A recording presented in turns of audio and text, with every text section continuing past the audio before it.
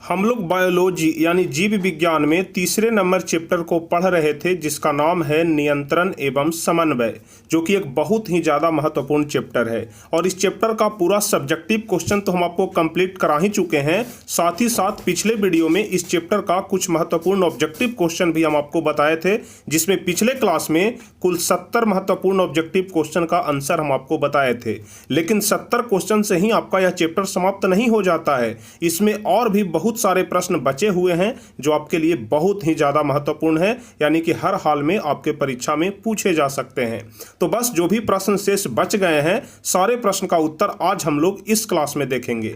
तो बस आप लोग वीडियो को शुरू से लेकर के अंत तक देखिएगा और एक एक प्रश्न का उत्तर आप लोग मेरे साथ साथ बताते चलिएगा नीचे लाइव चैट या कमेंट में, ताकि आप लोगों को भी पता चल जाए कि हम लोगों का तैयारी अभी कैसा चल रहा है। जैसे ही हम प्रश्न पढ़ेंगे आप लोग इसका जवाब नीचे लाइव चैट में या फिर कमेंट में बताइएगा और कोशिश करना है कि बिल्कुल सही सही जवाब का उत्तर देना है, एक भी प्रश्न का उत्तर गलत नहीं होना चाहिए।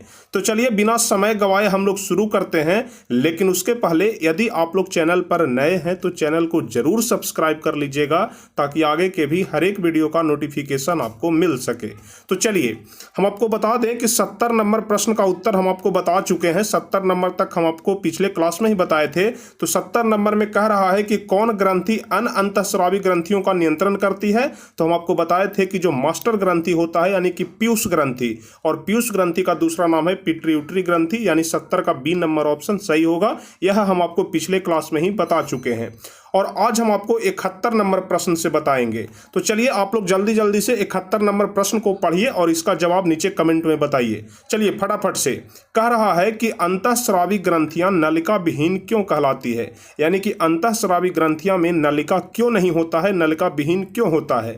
तो हम आपको बताए थे कि क्योंकि अंतःस्रावी ग्रंथियां से जितने सारे भी हार्मोन निकलते हैं, जितने सारे भी रस स्रावित होते हैं, सभी सीधे सीधे हमारे खून में जाकर के मिल जाते हैं, यानी कि कोई नली में ना जाकर के सीधे खून में ही जाकर के मिल जाता है।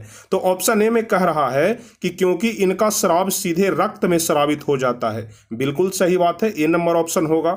बी नंबर ऑप्शन कह रहा है कि इनका स्राव नलिकाओं से होकर नहीं गुजरता है। यह बात भी सही है कि जितने सारे भी ग्रंथियां निकलती है, अंतःस्रावी ग्रंथियां से जितने सारे भी रस निकलते हैं, सभी नलिका से होकर के नहीं गुजरती है, यानी कि बी नंबर ऑप्शन भी सही है। और सी नंबर ऑप्शन कह रहा है कि इनका स्राव रक्त परिसंचरण से सीधे अंगों तक पहुंचता है। यह बात भी बिल्कुल सही है, यानी 71 का डी नंबर ऑप्शन सही हो जाएगा।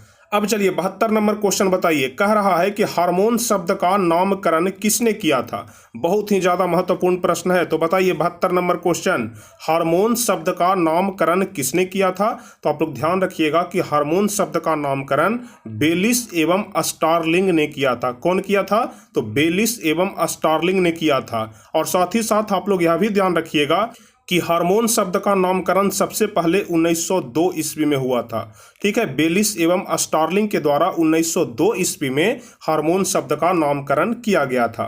चलिए 73 नंबर प्रश्न बताइए। निम्न में कौन हार्मोन का सर्वप्रथम अध्ययन किया गया था, यानी कि सबसे पहले कौन सा ऐसा हार्मोन था जिस पर सबसे पहले अध्ययन किया गया। तो ध्यान रखिएगा वह हार्मोन था सेक्रेटिन। ठीक है, 73 का सी नंबर ऑप्शन सही हो जाएगा, सेक्रेटिन, ध्यान रखिएगा। चलिए 74 नंबर क्वेश्चन बताइए। बर्थ हार्मोन के नाम से जाना जाता है, यानी यहाँ पर जो 4 हार्मोन का नाम दिया गया है, इसमें से कौन सा ऐसा हार्मोन है जिसे बर्थ हार्मोन के नाम से जाना जाता है। अब बर्थ हार्मोन के नाम से क्यों जाना जाता है, तो हम आपको बता दें कि आप लोग ध्यान रखिएगा, क्योंकि जब महिला गर्भवती होती है, जब महिला बच्चा देती है, उस समय डॉक्टर के द्वारा एक इंजेक्शन लगाया जाता है। उस इंजेक्शन का नाम होता है ऑक्सीटोसिन। ध्यान रखिएगा, ऑक्सीटोसिन। अब क्यों लगाया जाता है इसके बारे में हम आपको आगे बताएंगे, आप लोग ध्यान से समझते रहिएगा। तो 74 नंबर का डी नंबर ऑप्शन सही हो जाएगा, ध्यान रखिए। चलिए 75 नंबर क्वेश्चन कह रहा है कि किस हार्मोन के लिए आयोडीन का होना अति आवश्यक है।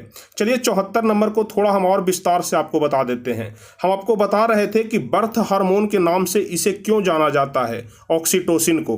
तो आप लोग ध्यान रखिएगा कि ऑक्सीटोसिन सुई इसलिए पड़ता है क्योंकि बहुत सारे महिलाओं के स्तन से दूध नहीं निकलता है जिस समय वह बच्चे को जन्म देती है, लेकिन दूध निकलना बहुत ज़्यादा जरूरी होता है बच्चे के लिए, इसलिए उस समय महिला को ऑक्सीटोसिन ऑक्सीटोसिन नामक एक हार्मोन का सुई दिया जाता है ताकि महिला के स्तन से दूध का स्रावन हो, यानी कि दूध स्रावित हो सके। इसलिए ऑक्सीटोसिन को बर्थ हार्मोन के नाम से भी जाना जाता है। और यह वाला जो सुई है ऑक्सीटोसिन, आप लोग भी कभी ना कभी इस्तेमाल किए होंगे जिनके घर में जानवर होता है, क्योंकि जो गाय भैंस होता है, जिस गाय या भैंस का बच्चा मर जाता है उसे यह वाला सुई दे करके ही जबरदस्ती उससे दूध लिया जाता है, यानी कि दूध को उससे ग्रहण किया जाता है। तो ऑक्सीटोसिन सुई आप लोग ध्यान रखिएगा। चलिए 75 नंबर क्वेश्चन बताइए। कह रहा है कि किस हार्मोन के लिए आयोडीन का होना अति आवश्यक है। 75 नंबर क्वेश्चन, कौन सा जवाब सही होगा? तो ध्यान रखिएगा कि आयोडीन का होना किसके लिए ज्यादा जरूरी है? तो थायरॉक्सिन। ध्यान रखिएगा किस हार्मोन के लिए आयोडीन का होना आवश्यक है? तो थायरॉक्सिन। 75 का बी नंबर ऑप्शन। चलिए 76 नंबर क्वेश्चन बताइए। नर जनन हार्मोन को क्या कहते हैं और मादा जनन हार्मोन को क्या कहते हैं? तो आपको पता होगा कि नर जनन हार्मोन को एंड्रोजन बोलते हैं और मादा जनन हार्मोन को एस्ट्रोजन बोलते हैं। तो यहां पर एंड्रोजन भरा जाएगा और यहां पर एस्ट्रोजन भरा जाएगा, ध्यान रखिएगा। अब चलिए 77 नंबर क्वेश्चन कह रहा है कि किसी भी मादा के मूत्र में कौन सा हार्मोन उसके गर्भवती होने का परिमाण है? बताइए जल्दी से कौन सा जवाब सही होगा। 77 नंबर क्वेश्चन।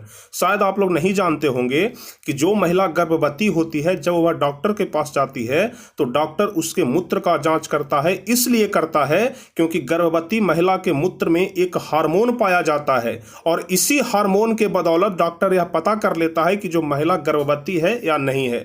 तो वह कौन सा हार्मोन होता है? तो ध्यान रखिएगा उस हार्मोन का नाम होता है HCG, जिसका पूरा नाम होता है ह्यूमन कार्योनिक गोनेडोट्रोपिन। ध्यान रखिएगा पूरा नाम ह्यूमन कार्योनिक गोनेडोट्रोपिन। ध्यान रखिएगा आप लोग। 77 का ए नंबर ऑप्शन। चलिए 78 नंबर क्वेश्चन कह रहा है कि रुधिर चाप इनमें से किससे नियंत्रित करता है? रुधिर चाप इनमें से कौन नियंत्रित करता है? बताइए। 78 नंबर क्वेश्चन, रुधिर चाप को कौन नियंत्रित करता है? तो जो एड्रिनल होता है वह रुधिर चाप को नियंत्रित करता है। तो 78 का सी नंबर ऑप्शन सही हो जाएगा।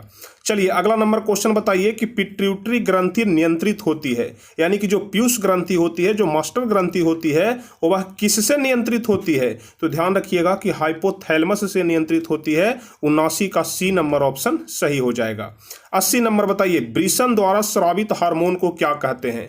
यानी कि जो हार्मोन हमारे वृषण द्वारा स्रावित होता है उसे हम लोग क्या कहते हैं? तो उसे टेस्टोस्टेरोन बोलते हैं। ध्यान रखिएगा टेस्टोस्टेरोन बोलते हैं। 80 का ए नंबर ऑप्शन। चलिए 81 नंबर बताइए। ग्वाइटर अथवा घेघा रोग होता है किस चीज के कमी के कारण?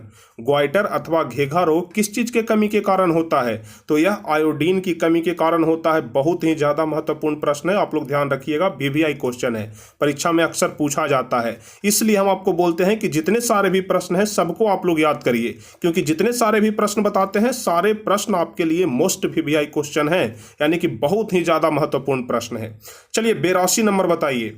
अबटू ग्रंथि यानी कि अंतःस्रावी ग्रंथि एक प्रकार का होता है। आप लोग ध्यान रखिएगा जो अबटू ग्रंथि होता है वह एक प्रकार का अंतःस्रावी ग्रंथि होता है। तो कह रहा है कि अबटू ग्रंथि को थायरॉक्सिन हार्मोन बनाने के लिए क्या जरूरी होता है, यानी कि क्या आवश्यक होता है? तो ध्यान रखिएगा कि अंतःस्रावी ग्रंथि में जो अबटू ग्रंथि है इसको थायरॉक्सिन हार्मोन बनाने के लिए सोडियम का भी जरूरत पड़ता है, क्लोरीन का भी और फास्फोरस का भी, यानी 82 का डी नंबर ऑप्शन हमारा सही हो जाएगा। चलिए 83 नंबर क्वेश्चन कह रहा है कि अंतःस्रावी ग्रंथियों से क्या स्रावित होता है? अंतःस्रावी ग्रंथियों से क्या स्रावित होता है? तो इसका सिंपल सा जवाब हो जाएगा कि हार्मोन स्रावित होता है, यानी कि डी नंबर ऑप्शन सही हो जाएगा। चलिए 84 नंबर क्वेश्चन बताइए। इनमें से जनन ग्रंथि कौन है? 84 नंबर क्वेश्चन, इनमें से जनन ग्रंथि कौन है? अंडाशय है कि वृषण है कि थायराइड है कि ए और बी दोनों है? तो आप लोगों को हम पढ़ा चुके हैं कि जनन ग्रंथि में अंडाशय भी आता है और वृषण भी आता है, यानी कि 84 का बी नंबर ऑप्शन नहीं बल्कि डी नंबर ऑप्शन सही होगा, ए और बी दोनों। 84 का डी नंबर ऑप्शन आप लोग ध्यान रखिएगा। चलिए 85 नंबर क्वेश्चन कह रहा है कि गर्भवती महिला के प्रसव के आखिरी समय में कौन सा हार्मोन दिया जाता है? तो अभी हम आपको बता रहे थे ऑक्सीटोसिन के बारे में कि जब महिला का प्रसव होता है उस समय महिला को ऑक्सीटोसिन नाम का एक सुई दिया जाता है, जिससे उसके स्तन में दूध का स्राव होना शुरू हो जाता है और कुछ दर्द भी कम होता है। इसका भी आप लोग ध्यान रखिएगा, इसलिए 85 का बी नंबर ऑप्शन सही हो जाएगा। चलिए 86 नंबर क्वेश्चन बताइए। एड्रिनल बीमारी हो हो जाती है एड्रीनल कॉर्टेक्स के कम स्रावन से कि ज़्यादा स्रावन से कि स्रावन नहीं होने से? बताइए 86 नंबर क्वेश्चन। एड्रीनल जो बीमारी है वह कैसे होता है? तो आप लोग ध्यान रखिएगा कि जो एड्रीनल कॉर्टेक्स है यदि इसका स्रावन कम होता है तो एड्रीनल नामक बीमारी होता है, यानी 86 का ए नंबर ऑप्शन सही हो जाएगा। चलिए 87 नंबर क्वेश्चन बताइए कि रक्त में ग्लूकोज की मात्रा को कौन नियंत्रित करता है? बताइए रक्त में ग्लूकोज की मात्रा को कौन नियंत्रित करता है? तो आप लोग ध्यान रखिएगा कि रक्त में ग्लूकोज की मात्रा को इंसुलिन नियंत्रित करता है, यानी 87 का ए नंबर ऑप्शन सही हो जाएगा। अच्छा, आप में से कितने लोगों को ग्लूकोज का अणुसूत्र मालूम है? जरा आप लोग नीचे कमेंट करके बताएंगे। ऐसे तो यह केमिस्ट्री का क्वेश्चन है, लेकिन फिर भी हम यह देखना चाहते हैं कि कितने लोगों को ग्लूकोज का अणुसूत्र मालूम है। तो फटाफट से आप लोग नीचे कमेंट में ग्लूकोज का अणुसूत्र बताइए कि ग्लूकोज का अणुसूत्र क्या होता है। और आप लोग ध्यान रखिएगा कि रक्त में ग्लूकोज की मात्रा को कौन नियंत्रित करता है? तो इंसुलिन नियंत्रित करता है। 87 का ए नंबर ऑप्शन सही हो जाएगा। चलिए 88 नंबर क्वेश्चन बताइए, अग्नाशय का कितना प्रतिशत भाग अंतःस्रावी होता है? अग्नाशय का कितना प्रतिशत भाग अंतःस्रावी है? तो इसका सिंपल सा जवाब हो जाएगा 1%, यानी 88 का ए नंबर ऑप्शन सही हो जाएगा। चलिए 90 नंबर बताइए, नलिका विहीन अंतःस्रावी ग्रंथियों के स्राव को क्या कहते हैं? जो नलिका विहीन अंतःस्रावी ग्रंथि है, यानी कि जिनका स्राव नली से नहीं होता है, सीधे खून में जाकर के मिलता है, वैसे स्राव को क्या कहते हैं? तो उसको हम लोग हार्मोन बोलते हैं, यानी 90 का बी नंबर ऑप्शन सही हो जाएगा। अब चलिए 91 नंबर क्वेश्चन कह रहा है कि टेस्टोस्टेरोन स्रावित होता है किस चीज से? टेस्टोस्टेरोन किससे स्रावित होता है? तो आप लोगों को पता है कि वृषण से स्रावित होता है, यानी 91 का ए नंबर ऑप्शन सही हो जाएगा। चलिए 92 नंबर क्वेश्चन, यदि हमारे आहार में आयोडीन की कमी है तो हमें किस रोग के होने की संभावना है? यानी कि यदि हम लोग आयोडीन प्रचुर मात्रा में नहीं ले रहे हैं तो हमें कौन कौन सा रोग हो सकता है? तो ध्यान रखिएगा कि सबसे पहले तो ग्वाइटर हो जाएगा, घेका भी हो जाएगा, गलगंड भी हो जाएगा, यानी कि 92 का डी नंबर ऑप्शन सही हो जाएगा। चलिए अगला नंबर क्वेश्चन, एस्ट्रोजन स्रावित होता है किस चीज के द्वारा? बताइए एस्ट्रोजन कहां से स्रावित होता है? तो आप लोग जानते होंगे कि अंडाशय से एस्ट्रोजन स्रावित होता है। हम आपको सब्जेक्टिव क्वेश्चन में बता चुके हैं, इसलिए 93 का बी नंबर ऑप्शन सही होगा। चलिए 94 नंबर क्वेश्चन बताइए, दूराग्राही एवं खतरनाक स्थिति से निपटने में यह हार्मोन सहायक होता है, यानी कि इसमें से कौन सा ऐसा हार्मोन है जो दूराग्राही एवं खतरनाक स्थिति से निपटने में सहायक होता है? तो इसका सिंपल सा जवाब हो जाएगा एड्रीनलिन। ध्यान रखिएगा 94 का बी नंबर ऑप्शन सही होगा। चलिए 95 नंबर क्वेश्चन, किशोरा अवस्था में होने वाले शारीरिक परिवर्तन का क्या कारण है? यानी कि किशोरा अवस्था में जो हमारे शरीर में परिवर्तन होता है उसका क्या कारण होता है? तो उसका कारण क्या होता है? हार्मोन होता है। और कौन सा हार्मोन? तो टेस्टोस्टेरोन और एस्ट्रोजन, यानी कि डी नंबर ऑप्शन ए और बी दोनों सही हो जाएगा। चलिए 96 नंबर क्वेश्चन बताइए, कौन ग्रंथि रक्त में कैल्शियम की मात्रा का नियंत्रण करती है? कैल्शियम की मात्रा का नियंत्रण कौन सी ग्रंथि करती है?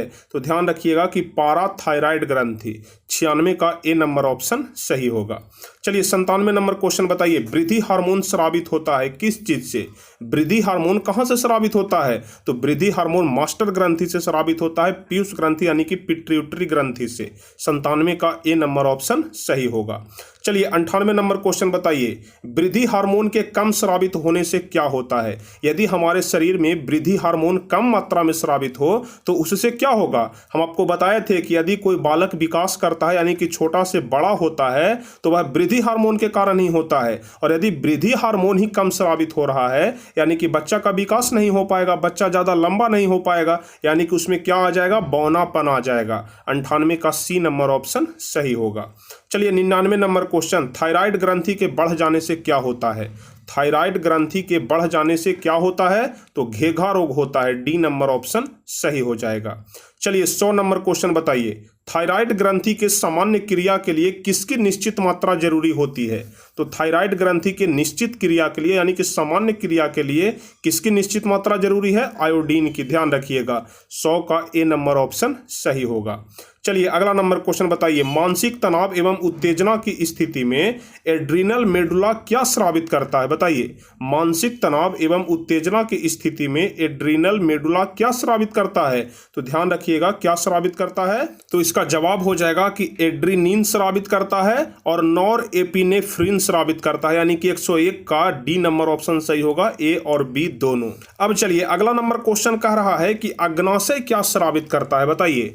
जो हमारा अग्नाशय है वह क्या स्रावित करता है, तो इंसुलिन स्रावित करता है, यानी 102 का ए नंबर ऑप्शन सही हो जाएगा। चलिए अगला नंबर बताइए। यह रुधिर में शर्करा का स्तर नियंत्रित करता है, यानी कि यहाँ पर जो 4 ऑप्शन दिया गया है इसमें से कौन सा ऐसा ऑप्शन सही होगा जो हमारे शरीर में, या फिर कह सकते हैं कि हमारे रुधिर में शर्करा का स्तर नियंत्रित करता है, यानी कि चीनी की मात्रा को नियंत्रित करता है। बताइए कौन सा ऐसा चीज है, तो ध्यान रखिएगा कि वह चीज है इंसुलिन। ठीक है, जो इंसुलिन होता है वही हमारे शरीर में शुगर की मात्रा को नियंत्रित करता है।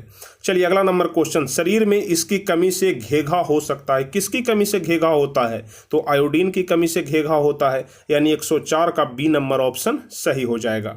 अगला नंबर बताइए। कौन अंतःस्रावी और वाहस्रावी ग्रंथि जैसा कार्य नहीं करता है, यानी कि कौन सा ऐसा ग्रंथि है जो अंतःस्रावी और वाहस्रावी ग्रंथि जैसा कार्य नहीं करता है, तो इसका जवाब हो जाएगा अग्नाशय, यानी 105 का ए नंबर ऑप्शन सही होगा।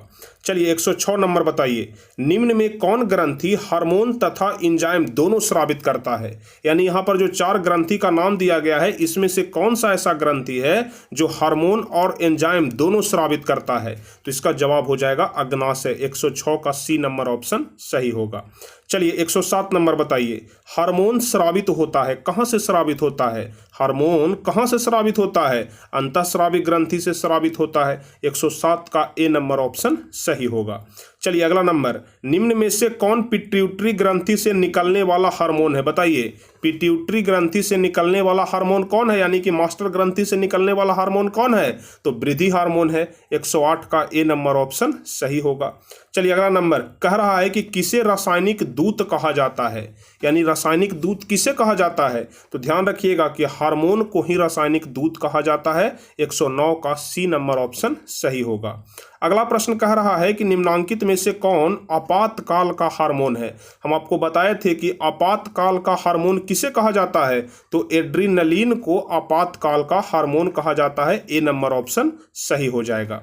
चलिए अगला नंबर प्रश्न है कि रक्त में ग्लूकोज की मात्रा निम्नांकित में कौन नहीं नियंत्रित करता है, तो आपको इसका जवाब मालूम होना चाहिए क्योंकि बहुत ज्यादा महत्वपूर्ण है कि जो गैस्ट्रिन होता है यह हमारे शरीर में ग्लूकोज की मात्रा को नियंत्रित नहीं करता है।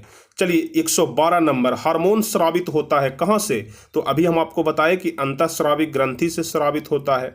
उसके बाद अगला है कि एंड्रोजन क्या होता है, बताइए। नर जनन हार्मोन है कि मादा जनन हार्मोन है, तो आपको मालूम होना चाहिए कि जो एंड्रोजन होता है वह नर जनन हार्मोन है, यानी कि 113 का ए नंबर ऑप्शन सही हो जाएगा। अब अगला प्रश्न है कि इंसुलिन की कमी से क्या होता है, कौन सा रोग होता है, बताइए। 114 नंबर क्वेश्चन। इंसुलिन की कमी से क्या होता है, तो मधुमेह होता है, जिसको आप लोग चीनिया रोग भी बोलते हैं, इसलिए 114 का सी नंबर ऑप्शन सही होगा। अगला प्रश्न कह रहा है कि एंड्रोजन क्या होता है, एंड्रोजन क्या है, बताइए। 115 नंबर। एंड्रोजन क्या है, तो एंड्रोजन नर लिंग हार्मोन है, 115 का ए नंबर ऑप्शन सही होगा। अगला प्रश्न कह रहा है कि इनमें से कौन पादप हार्मोन है, तो पादप हार्मोन के बारे में हम आपको बताए थे, तो यहाँ पर देख करके बताइए कि इसमें कौन पादप हार्मोन है, तो इसमें साइटोकाइनिन जो है वह पादप हार्मोन है, यानी 116 का डी नंबर ऑप्शन सही हो जाएगा। अब चलिए अगला नंबर प्रश्न 117 नंबर कह रहा है कि निम्न में से कौन हार्मोन कोशिका दीर्घन एवं विभाजन में मदद करता है, बताइए। कौन सा ऐसा हार्मोन है जो कोशिका दीर्घन एवं विभाजन में मदद करता है, तो 117 का सही जवाब हो जाएगा कि ऑक्जिन भी करता है, जिब्रेलिन भी करता है और साइटोकाइनिन भी करता है, क्योंकि यह तीनों पादप हार्मोन है, ध्यान रखिएगा, इसलिए डी नंबर ऑप्शन सही जवाब हो जाएगा। लेकिन मुख्य रूप से साइटोकाइनिन ही होता है जो कोशिका दीर्घन एवं विभाजन में मदद करता है, लेकिन साइटोकाइनिन भी ऑक्जिन की सहायता से कोशिका दीर्घन एवं विभाजन करता है, इसलिए यहाँ पर ऑक्जिन और साइटोकाइनिन दोनों है, इसलिए 117 का डी नंबर ऑप्शन सही होगा। अब चलिए 118 नंबर प्रश्न कह रहा है कि निम्न में सबसे महत्वपूर्ण ऑक्जिन है, यानी कि सबसे महत्वपूर्ण ऑक्जिन यह चारों में से कौन है, तो आप लोग ध्यान रखिएगा कि यह चारों में से सबसे महत्वपूर्ण ऑक्जिन इंडाल एसिटिक अम्ल होता है, यानी 118 का सी नंबर ऑप्शन सही हो जाएगा। ऐसे यह वाला प्रश्न आपके लिए ज़्यादा महत्वपूर्ण नहीं है, इस पर ज़्यादा जोर मत दीजिएगा। चलिए अगला नंबर क्वेश्चन बताइए। कह रहा है कि प्रकाशानुवर्तन गति के अंतर्गत पौधे का कौन सा भाग आता है? तो हम आपको बताए थे कि जो प्रकाश की दिशा में बढ़ता है उसे प्रकाशानुवर्तन गति कहते हैं। तो प्रकाश की दिशा में कौन बढ़ता है? या तो प्रारोह यानी कि तना बढ़ेगा या फिर पत्ती बढ़ेगा। इसलिए 119 का डी नंबर ऑप्शन सही होगा, ए एवं बी दोनों। चलिए अब सबसे अंतिम प्रश्न हम लोग देखेंगे। कह रहा है कि पौधों की जड़ें कौन गुरुत्वानुवर्ती होती है, यानी खाली स्थान को भरना है, और जबकि तना कौन सा गुरुत्वानुवर्ती होती है। तो हम आपको बताए थे कि यदि किसी भी पौधा का जड़ गुरुत्वाकर्षण बल की दिशा में यदि गति करता है तो उसे हम लोग धनात्मक गुरुत्वानुवर्ती बोलते हैं, और यदि कोई तना गुरुत्वाकर्षण बल की दिशा में गति कर रहा है तो उसे हम लोग ऋणात्मक गुरुत्वानुवर्ती बोलते हैं। इसलिए सबसे पहला में यहाँ पर धनात्मक भराएगा और दूसरा में ऋणात्मक भराएगा, यानी सी नंबर ऑप्शन सही हो जाएगा। पहले धनात्मक और बाद में ऋणात्मक, यानी 120 का सी नंबर ऑप्शन आप लोग ध्यान रखिएगा। तो कुल मिलाकर के हम आपको इस चैप्टर में 120 महत्वपूर्ण ऑब्जेक्टिव क्वेश्चन बताए जो आपके लिए बहुत ही ज्यादा महत्वपूर्ण है। तो आप लोग फटाफट से बताइए कि आज के इस वीडियो में जो 50 क्वेश्चन हम आपको बताए इसमें से कितने प्रश्न का बिल्कुल सही जवाब दिए हैं। बिल्कुल सही आप लोग ईमानदारी से बताइए। तो फटाफट से आप लोग जल्दी से बताइए कमेंट करके कि कितने प्रश्न का सही जवाब आप लोग दे पाए हैं। और यदि आप लोगों को वीडियो अच्छा लगा हो तो जल्दी से आप लोग वीडियो को लाइक भी कर दीजिए, अपने दोस्तों के बीच शेयर भी कर दीजिए, और जो भी स्टूडेंट इस चैनल पर नए हैं तो चैनल को जरूर सब्सक्राइब कर लीजिएगा ताकि आगे के भी हर एक वीडियो का नोटिफिकेशन आपको मिल सके। तो चलिए फिर मिलते हैं अगले क्लास में, तब तक के लिए जय हिंद, धन्यवाद।